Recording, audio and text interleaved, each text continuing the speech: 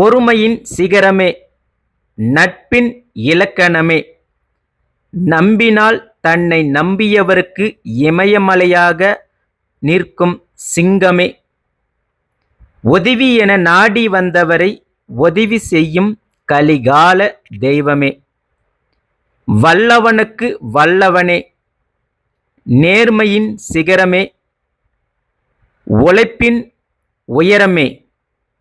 யாரை பற்றிங்க பேசுகிறோம்? நீங்கள் தாங்க.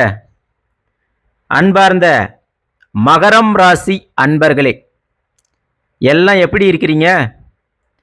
நிச்சயமாக நீங்கள் நல்லா இருப்பீங்க அப்படின்னு நான் நினைக்கிறேன். அந்த ஆண்டவனையும் நான் பிரார்த்தனை செய்கிறேன். சரி, என்ன விஷயம் அப்படின்னு தானே நீங்கள் கேட்குறீங்க. அதாவது மகர ராசிக்காரர்கள் எந்த திசையில் தலை வைத்து படுத்தால் கோடீஸ்வர யோகம் உண்டாகும், வாழ்க்கையில் செல்வம் பெருகும், குடும்பத்தில் மகிழ்ச்சி உண்டாகும், உடல் ஆரோக்கியம் மேம்படும் அப்படின்றத பார்க்க போகிறோம். அதே போல் எந்த திசையில் நீங்கள் தலை வச்சு படுக்கக்கூடாது, என்ன காரணம் அப்படின்றதையும் பார்க்க போகிறோம்.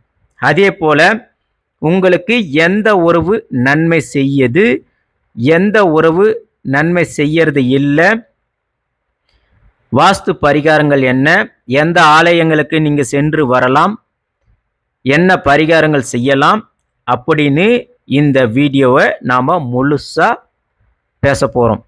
அது மட்டும் இல்லாமல் இந்த வீடியோவில் பழைய புராண கதைகளும் சுவாரஸ்யமான தகவலையும் பேச போகிறோம். அதனால் மகர ராசி அன்பர்களே, மறக்காமல் இந்த வீடியோவை ஸ்கிப் பண்ணாமல் தொடர்ந்து பாருங்கள். பொதுவாக மகர ராசினா யாருங்க? இவங்களுக்கும் ஒரு புராண கதை இருக்கணும்ல, அதை பார்க்கலாம். அதுக்கு முன்னாடி ராசிங்க எப்படி உருவாச்சுன்னு பார்க்கலாம். ஒரு காலகட்டத்தில், அதாவது அந்த காலகட்டத்தில் இந்த ராசிகளை வச்சு தான் மனிதர்களுடைய குணாதிசயங்களையும் வாழ்வியில் அவங்க போகக்கூடிய பாதைகளுக்கு வழிகாட்டியாகவும் உருவாக்கப்பட்டது தாங்க இந்த ராசிகள். அப்படி இருக்கும்போது மகர ராசி எப்படிங்க உருவாச்சு அப்படின்னு பார்த்தீங்கன்னா, பண்டைய காலகட்டத்தில் கடல் ஆழம் அப்படின்றது மனுஷங்க அறியாததை விட மிக மர்மமாக இருந்துச்சாங்க. அங்கே கடல் ஆழத்தில் அதிகமான தெய்வீக ஜீவிகள் வாழ்ந்துச்சாங்க. கடல் ராஜாக்கள், மறைமலை உயிர்கள் எல்லாமே வாழ்ந்துச்சான். அப்படி இருக்கும்போது ஒரு நாள் தேவர்களும் அசுரர்களும் 2 பேரும் சேர்ந்து இந்த பார்க்கடலை கடைய ஆரம்பித்தாங்க. அந்த நேரத்தில் என்ன கிடைக்குதோ அது சரிசமமாக எடுத்துக்கணும் அப்படின்றது உங்களுக்கு எல்லாருக்குமே தெரியும்.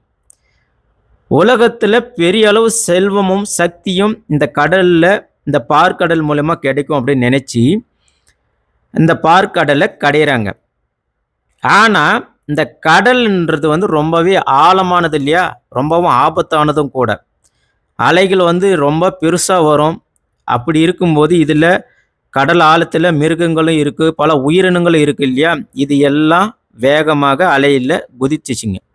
அப்போ இந்த கடல் ஆழத்தில் இருந்து ஒரு அதிசயமான உருவம் தோன்றுச்சிங்க. அதான் நம்ம ஏற்கனவே சொன்னோங்க இல்லைங்களா, இந்த கடலில் பார்க்கடலை கடையும் போது அமிர்தம் கிடைச்சிது, கொடுமையான விஷம் கிடைச்சிது, பல உயிரினங்கள் காமதேனு இதெல்லாம் கிடைச்சிது இல்லையா. அந்த மாதிரி இந்த பார்க்கடலை கடையும் போது ஒரு அதிசயமான உருவம் தோன்றுச்சிங்க.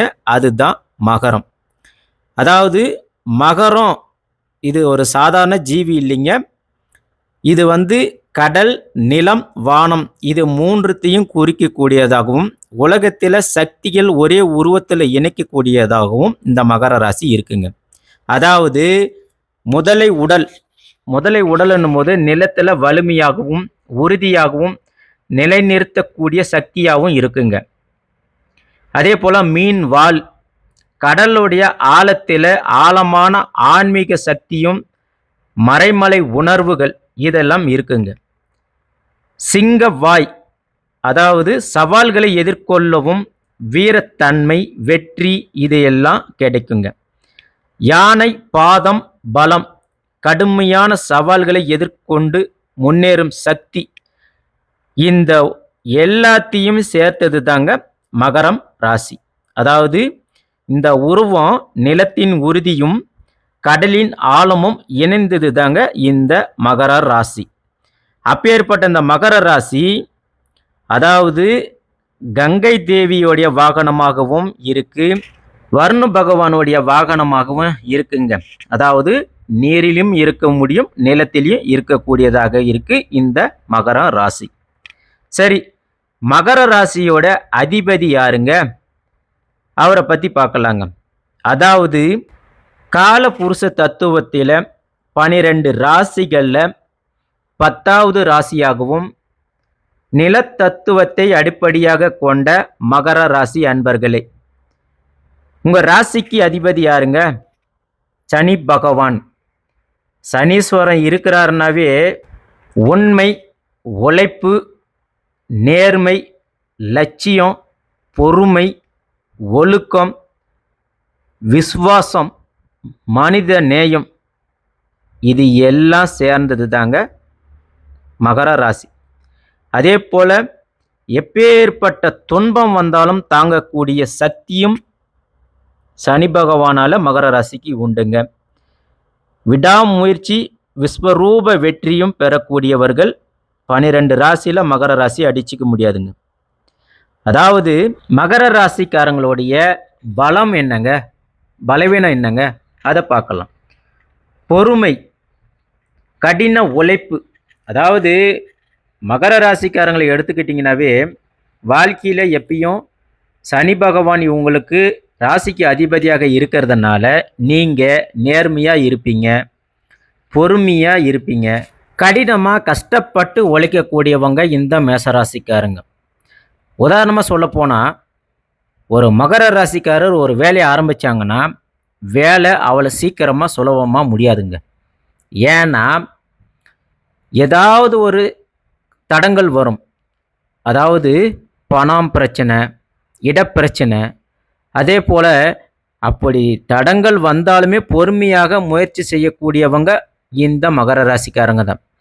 அதனால தான் சொல்கிறேன், பல வருடங்கள் இந்த வேலையை செஞ்சாலுமே கடைசியில் அதான் சொன்ன மாதிரி முன்னாடி யார் போகிறான் அப்படின்றது முக்கியம் இல்லைங்க, கடைசியில் யார் ஜெயிக்கிறான் அப்படின்றது தான் முக்கியம். அதனால் பல வருடங்களுமே ஆனாலும் மகர ராசிக்காரங்களுக்கு ஒரு நல்ல பதவி, பெயர், புகழ், செல்வாக்கு இது எல்லாமே நிச்சயமாக கிடைக்குங்க. உண்மையின் சிகரம் அப்படின்னு தான் நான் சொல்லுவேன். அதனால தான் நீங்கள் நேர்மையானவங்க அப்படின்னா இந்த கமெண்ட் பாக்ஸில் கமெண்ட் பண்ணுங்க. நியாயம், நேர்மை. மகர ராசிக்காரங்களை பொறுத்த வரைக்கும் யாரையுமே நீங்கள் ஏமாற்ற மாட்டீங்க. உங்களுக்கு உண்மையாக இருக்கிறது தான் பிடிக்கும். சின்ன சின்ன கஷ்டங்கள் வந்தாலும் தவறான வழியில் போக மாட்டீங்க. இதை நான் அடித்து சொல்லுவேன். சொல்லப்போனால் நீங்கள் ஒரு ஆஃபீஸில் வேலை செய்கிறீங்க, அந்த ஆஃபீஸில் டெண்டரு அப்படின்ற ஒரு வாய்ப்பு கிடைக்குதுன்னே வச்சுக்காங்க. அந்த வாய்ப்பை மற்றவங்க ஏதாவது கோளாறுபடி ஜெயிக்கலாம். ஆனால் உண்மையாக இருக்கக்கூடிய மகர ராசிக்காரங்க நேர்மையாக, நியாயமாக, உண்மையான டாக்குமெண்ட்ஸ் எல்லாமே நீங்கள் சப்மிட் பண்ணிங்கன்னா ஆரம்பத்தில் ஏமாத்திரவன் ஜெயிச்சாலும் பின்னாடி நிச்சயமாக நீங்கள் தான் ஜெயிப்பீங்க. அதை ஏன் சொல்ல வரேன்னா, என்ன தான் பொய் முன்னாடி ஜெயிச்சாலும் உண்மை பின்னாடி பொறுமையாக தான் ஜெயிக்கும். அதே போல தான் உங்களை ஏமாற்றிட்டு உங்கள் ஃப்ரெண்ட்ஸு ஜெயிச்சாலும் பின்னாடி நீங்கள் தான் உண்மையாக ஜெயிப்பீங்க. இதோட அர்த்தம் என்ன அப்படின்னா, உண்மையோட நடந்தவன் காலம் தாழ்ந்தாலும் உங்களுக்கு கௌரவமும் தன்னம்பிக்கையும் நிச்சயமாக கிடைக்குங்க. அதே போல் ஆதரவான செயல்திறன் நிர்வாகுங்க. மகர ராசிக்காரன் ஒருத்தன் ஒரு விஷயத்தில் திட்டமிட்டு துல்லியமாக செயல்படுவாங்க. அது எப்படி சொல்ல வரேன்னா, ஒரு திட்டமிட்டு செயல்படுறதுன்னா குடும்பமாக இருக்கட்டும், பிஸ்னஸாக இருக்கட்டும், எதையாவது ஒழுங்காக நடத்த திறன் கொண்டவன் நிச்சயமாக மகர ராசிக்காரனாக தான் இருப்பான். இப்போ மகர ராசிக்காரங்க ஒரு ஜாயிண்ட் ஃபேமிலியாக இருக்கிறாங்கன்னா அந்த பொறுப்பு மகர ராசிக்காரங்கிட்ட கொடுத்தா அவன் 100% எவ்வளவு செலவு, எவ்வளவு சேவிங்ஸு, எவ்வளவு ப்ராப்பர்ட்டி இருக்குது அப்படின்னு அச்சு ஆணி வேறாட்டம் அப்படியே பகிர்ந்து எல்லாருக்குமே சரிசமமாக கொடுப்பாங்க. இதுதாங்க உண்மையாக மகர ராசிக்காரங்க. அப்போ குடும்பத்தில் சந்தோஷம் பெருகும், செல்வம் அதிகரிக்கும், உடல் ஆரோக்கியமும் மேம்படும். அதுக்கு தான் மகர ராசிக்காரங்களை அடிச்சிக்கவே முடியாதுங்க அப்படின்னு சொல்கிறான். அதே போல் இவங்க கிட்ட தன்னம்பிக்கை அதிகங்க, பொறுப்பும் அதிகங்க. இப்போ நீங்கள் ஒரு மகர ராசிக்காரராக இருக்கிறீங்கன்னா ஒரு வேலை கடமை அப்படின்னு வந்துச்சுன்னா சொந்தம் பந்தம் நியாயம் எதுவோ வேலைன்னு வந்தால் வேலைக்காரன்டா அப்படின்னு இருக்கக்கூடியவங்க நீங்கள் தாங்க. ஏன்னா சனி பகவான் உங்கள் பின்னாடி இருக்கிறாருங்க. எப்பேற்பட்ட சிக்கல் வந்தாலும் சரி அதுலேருந்து ஈஸியாக எஸ்கேப் ஆகக்கூடிய திறன் உங்ககிட்ட இருக்குங்க. அது மட்டும் இல்லாமல் அதில் தீர்வு காணக்கூடிய தைரியமும் தன்னம்பிக்கையும் உங்களுக்கு மட்டும்தான் இருக்குங்க மகர ராசி அன்பர்களே. அடித்து சொல்கிறேன். இப்போ நான் எக்ஸாம்பிளுக்கு சொல்லணும்னா நீங்கள் ஒரு பிஸ்னஸே பண்ணுறீங்க, பெரிய லாஸே கண்டுபிடிச்சிட்டிங்க, வாழ்க்கையே தொலைஞ்சி போச்சு, இது மேலுக்கு எப்படா நம்ம வாழ போகிறோம் அப்படின்னு நினைக்கிறீங்க. அந்த இடத்துல 2 நிமிஷம் மகர ராசிக்காரவன் நிதானமாக யோசிப்பான். எதனால் இப்படி ஆச்சு அப்படின்னு யோசித்து அதற்கான சொல்யூஷன் என்ன, இது மேலுக்கு இந்த பிரச்சனை வராமல் இருக்கிறதுக்கு எப்படி பார்க்கலாம், வருமானம் வரத்துக்கான வழி என்ன அப்படின்னு அதுக்கு வேற ஆணி வேற முடிவு எடுக்கிறதுல திறமசாலிங்க நீங்கள் தாங்க. அப்போ பொறுப்புடன் நடக்கக்கூடியவங்களும் நீங்கள் தான், ஸ்லோவாக நடந்தாலும் ஸ்டெடியாக வளர்ந்து நிற்கக்கூடியவங்களும் நீங்கள் தான். அதாவது இந்த பூமியில் எப்பேற்பட்ட மரங்கள் வளர்ந்தாலும் பனைமரத்துக்கு நிகர் எதுவுமே கிடையாதுங்க. நீங்கள் எந்த மரத்துக்கு வேணால் என்ன வேணாலும் பிடிச்சி வளர்த்துடலாம். ஆனால் பனை மரம் நீங்கள் நெட்டு வச்சா குறைஞ்சது 10-15 வருஷம் நிதானமாக வளர்ந்தாலும் பல ஆண்டுகள் வளரக்கூடியது. அதே போல தான் மகர ராசி நீங்கள். இது எழுதி வச்சிக்காங்க.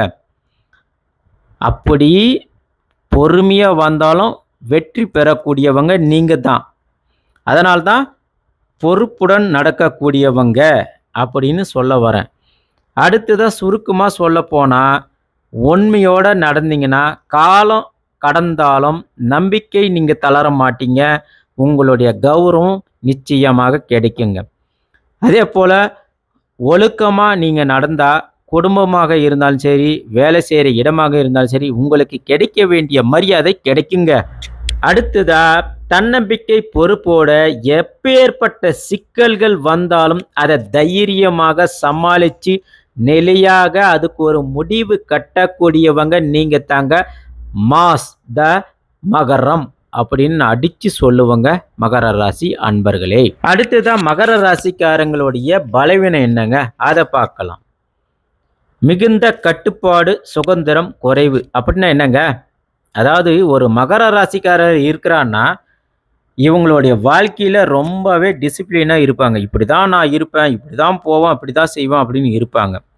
இதனாலேயே இவங்களுடைய சுதந்திரம் குறைஞ்சிருச்சு. அதாவது இவங்களுடைய தனிப்பட்ட வாழ்க்கையில் ஒரு ரிலாக்ஸேஷன் கூட இல்லாமல் இவங்க இருப்பாங்க. உதாரணமாக சொல்லப்போனால் ஒரு மகர ராசி குடும்பத்தில் ரொம்ப ஸ்ட்ரிக்டாக இருப்பாங்க.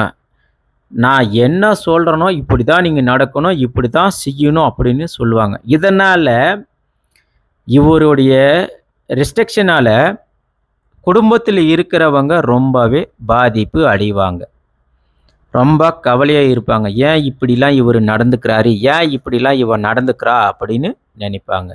ஸோ இது இவங்களுடைய பலவீனம். அடுத்ததாக மிதமான சிந்தனை, தாமதம். அதாவது மகர ராசிக்கு சனி பகவான் தான் அதிபதியாக இருந்தாலுமே இவங்க சில டைம் என்ன செய்கிறோம் அப்படின்றது இவங்களுக்கே தெரியாது.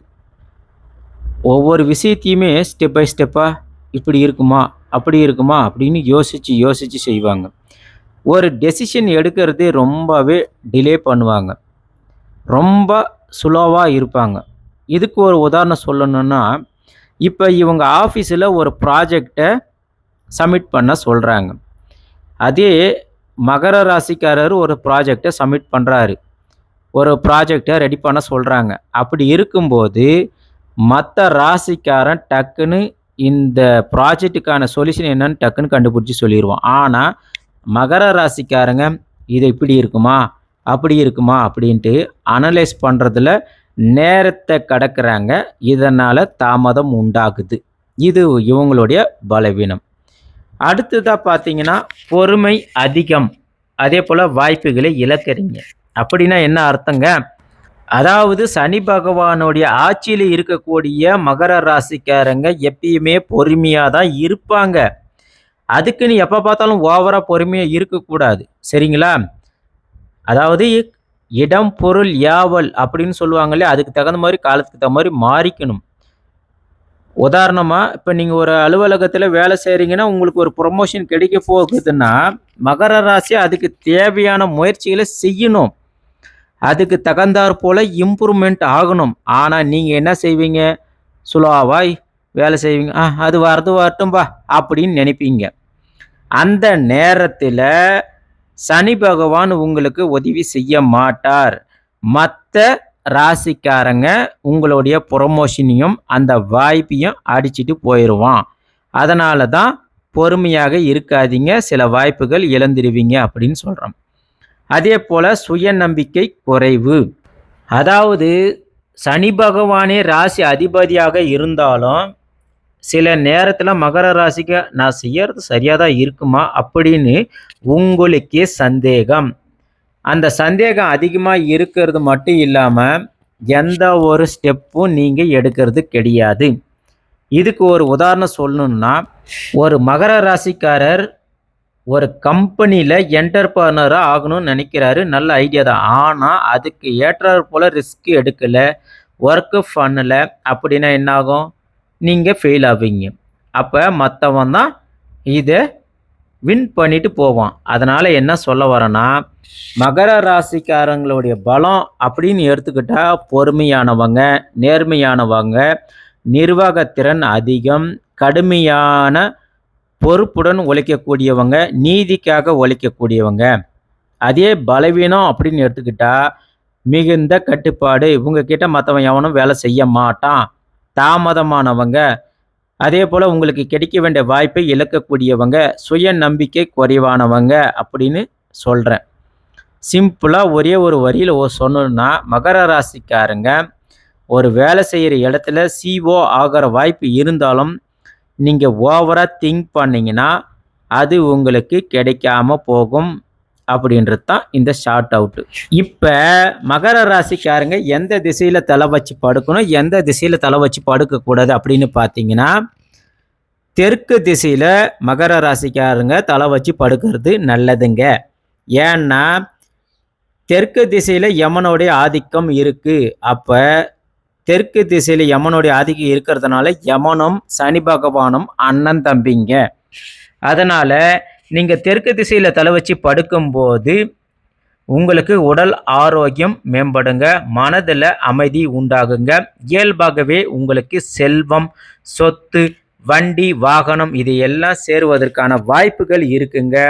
குடும்பத்தில் கணவன், மனைவி, குழந்தை அப்படின்னு சொல்லி சந்தோஷமாக இருப்பீங்க. உதாரணமாக ஒரு மகர ராசிக்காரங்க பல தடவை ஜாபில் முன்னேற்றம் இல்லாமல் திணறினாலும் நீங்கள் தெற்கு திசையில் தலை வச்சு படுக்கும்போது நிச்சயமாக உங்களுக்கு ஒரு நல்ல வேலை கிடைக்கும். சில மாதங்களே அதற்கு ப்ரொமோஷன் கிடைக்குவதற்கான வாய்ப்புகளும் இருக்குங்க.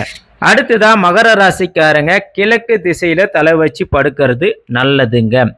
ஏன்னா கிழக்கு திசை சூரியன் உதைக்கும் திசை அப்படின்றதுனால கிழக்கு திசையில் நீங்கள் படுக்கும்போது உங்களுக்கு இயல்பாகவே கல்வி, அறிவு இது எல்லாமே கிடைக்கும். இன்னொரு விஷயம் பார்த்தீங்கன்னா, பிள்ளைகளின் முன்னேற்றம், தொழில் வளர்ச்சி, பதவி உயர்வு, அதிகாரம், அரசியல், அரசாங்க வேலை இது எல்லாமே உங்களுக்கு இயல்பாக கிடைக்கும். அப்படியே பிஸ்னஸும் நீங்கள் நல்லாவே டெவலப் பண்ணுவீங்க.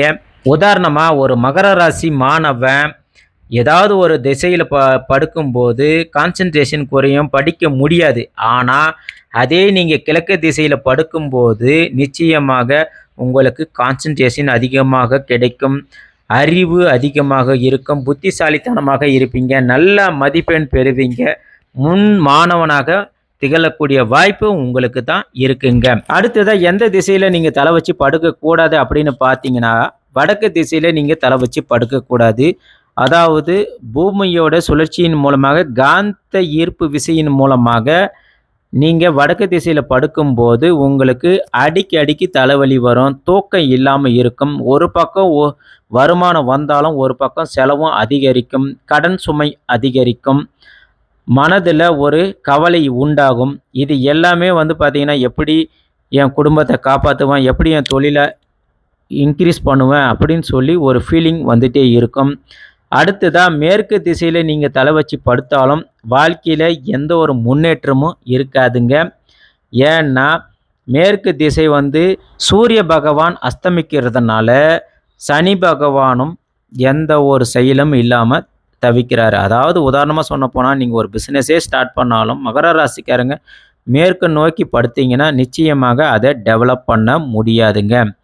அதாவது சிம்பிளாக சொன்ன போனால் நீங்கள் மகர ராசிக்காரங்க தலையை தெற்கு அல்லது கிழக்கு பக்கம் நீங்கள் தலை வச்சு படுக்கும்போது உடல் ஆரோக்கியம் மேம்படுங்க, செல்வம் உண்டாகுங்க, குடும்பத்தில் சந்தோஷம் நிலைக்குங்க, குழந்தை பாக்கியம் இல்லாதவங்களுக்கு குழந்தை பாக்கியம் உண்டாகுங்க, வேலையில் ஒரு ஸ்டாண்டர்டாக ஹையர் ப்ரொமோஷன் கிடைக்குங்க, கோடீஸ்வர யோகம் கிடைக்குவதற்கான வாய்ப்புகள் அதிகமாக இருக்குங்க.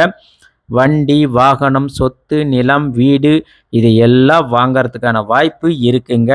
அதே நீங்கள் தலையை வடக்கு அல்லது மேற்கு திசையில் பார்த்து வச்சிங்கன்னா நிச்சயமாக இது எல்லாமே அப்படியே ஆப்போசிட்டுங்க. அதாவது உங்களுக்கு ஒரு பக்கம் உடல் பிரச்சனை ஏற்படுங்க, வந்த பணம், செல்வம் எல்லாமே குறையுங்க, ஏற்கனவே இருந்த பரம்பரை செல்வம் சொத்துங்களும் குறையுங்க, குடும்பத்தில் சந்தோஷம் இருக்காது, கணவன் மனைவி இடையே சண்டை அதிகரிக்குங்க, அதனால் மன உளைச்சல் அதிகமாகும், நோய் உருவாகும், இது எல்லாமே நடக்குங்க. அதனால் மகர ராசிக்காரர்கள் முடிஞ்ச வரைக்கும் தலையை வடக்கு திசையிலையும் மேற்கு திசையிலையும் வச்சு படுக்காதீங்க, தெற்கு திசை கிழக்கு திசையில் வச்சு படுங்க. மகர ராசிக்காரங்களுக்கு சனீஸ்வர பகவான் அதிபதியாக இருக்கிறதுனால 100% திருநள்ளாறில் இருக்கக்கூடிய சனீஸ்வர ஆலயங்களுக்கு சென்று வருவது நல்லதுங்க. இதனால் உங்களுக்கு செல்வாக்கு அதிகரிக்கும், ஆரோக்கியம் உண்டாகும், குடும்பத்தில் சந்தோஷம் நிலைக்குங்க. அடுத்ததாக தஞ்சாவூரில் இருக்கக்கூடிய பிரகதீஸ்வரர் ஆலயத்துக்கு நீங்கள் சென்று வந்தீங்கன்னா நிச்சயமாக உங்களுக்கு குடும்பத்தில் சண்டை சச்சரவு கோர்ட்டு கேஸ் எதுவும் நடக்காமல் நன்மைகள் உண்டாகுங்க. அதே போல் நீங்கள் அங்கே இருக்கக்கூடிய விநாயகருக்கும் சனீஸ்வரருக்கும் அர்ச்சனை செஞ்சிங்கன்னா கடன் பிரச்சனைகள் அனைத்தும் தீருங்க. ஆஞ்சநேயர் ஆலயங்களுக்கு சென்று சனிக்கிழமை நாட்களில் வழிபாடு செய்யும்போது உங்களுக்கு வாழ்க்கையில் முன்னேற்றம் உண்டாகுங்க, செல்வம் செழிக்குங்க. பரிகாரம் அப்படின்னு பார்த்தீங்கன்னா சனிக்கிழமை நாட்களில் எள், எண்ணெய், கருப்பு உளுந்து, கருப்பு உடை இதை தானம் செய்யுங்க. அதே போல் கருங்கல், இரும்பு விளக்கில் எள்ளெண்ணெய் ஏற்றி சனீஸ்வர பகவானுக்கு தீபத்தை வழிபாடு செஞ்சிங்கன்னா நன்மை உண்டாகுங்க. அதே போல் காகங்களுக்கு உணவு வைப்பது உங்களுடைய பாவத்தை குறைக்குங்க. அதே போல் சனி மந்திரத்தை ஹனுமான் சலி பாட்டு பாராயணம் செய்வதால் மன அமைதி பாதுகாப்பு உண்டாகுங்க. ஆகையால் மகர ராசிக்காரர்கள் எந்த திசையில் தலை வச்சு படுக்கணும், எந்த திசையில் தலை வச்சு படுக்கக்கூடாது அப்படின்னு இந்த வீடியோவில் நம்ம பதிவு பண்ணியிருக்கிறோம். இந்த வீடியோ பதிவு உங்களுக்கு பிடிச்சிருக்கும் அப்படின்னு நான் நம்புகிறேன். அடுத்ததாக இன்னொரு வீடியோவில் நாம் சந்திப்போம். இந்த வீடியோ உங்களுக்கு பிடிச்சிருந்துச்சின்னா மறக்காமல் உங்கள் ஃப்ரெண்ட்ஸுங்களுக்கு ஷேர் பண்ணுங்கள். நன்றி, வணக்கம்.